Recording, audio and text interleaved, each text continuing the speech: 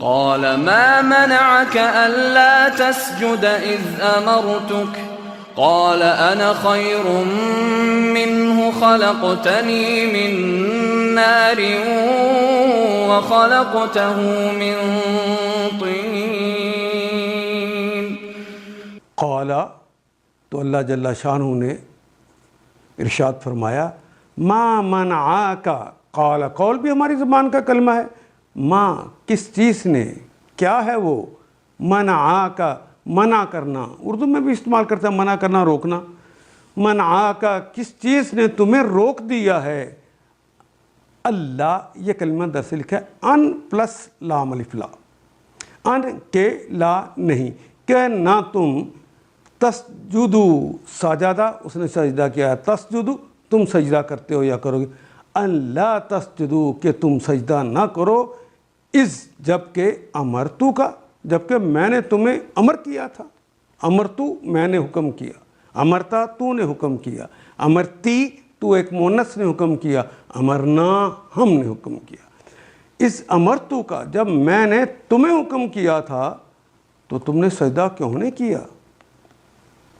قالا تو اس نے کہا، یعنی ابلیس نے جواب دیا، آنا خیر منہ، آنا میں ہوں، خیر بہتر، اردو میں بھی استعمال کرتے ہیں کلمہ بہتر کے لیے. من یہ بھی اردو میں استعمال ہوتا ہے، سے، ہو اس سے، میں اس سے بہتر ہوں. خلقتنی من نار، خلقا تو نے تخلیق کیا، خلقا اس نے تخلیق کیا، خلقتا تو نے تخلیق کیا، خلقتنی نی مجھے ابلیس کہتا ہے تو نے مجھے تخلیق کیا، اے اللہ آپ نے مجھے پیدا کیا ہے. من نارن، من بھی اردو میں استعمال کرتے ہیں اور نار کا کلمہ بھی استعمال کرتے ہیں آگ کے لیے. آگ سے آپ نے مجھے پیدا کیا. وَخَلَقْتَهُ وہ اور خلقتا آپ نے تخلیق فرمایا، ہو اس کو، من تین، من کا مطلب سے، اور تین کا کلمہ جو ہوتا ہے یہ تراب مٹی پلس پانی کو ملا کر جو گارا بن جاتا ہے اس گارے کو تین کہتے ہیں.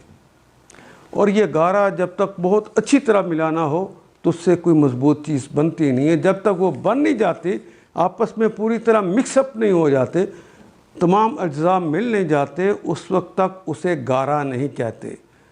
تو یہ سب کچھ ملا کے بنایا تین، پانی اور مٹی سے. وَخَلَقْتَهُ مِن تین، اور تو نے پیدا کیا اسے، تخلیق کیا اسے یعنی آدم کو، تین سے، گارے سے. ان آیات کو ایک دفعہ پھر تلاوت خود کیجیے، عربی و مبین پڑھتے ہوئے دیکھیے کیا بات پوری اندر اتر رہی ہے، کیا یہ اردو کے سانچے میں ڈھلتی گئی ہیں عبارتیں.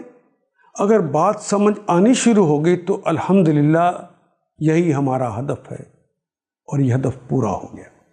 اللہ میرا اور آپ کا حامی و ناصر. الف لام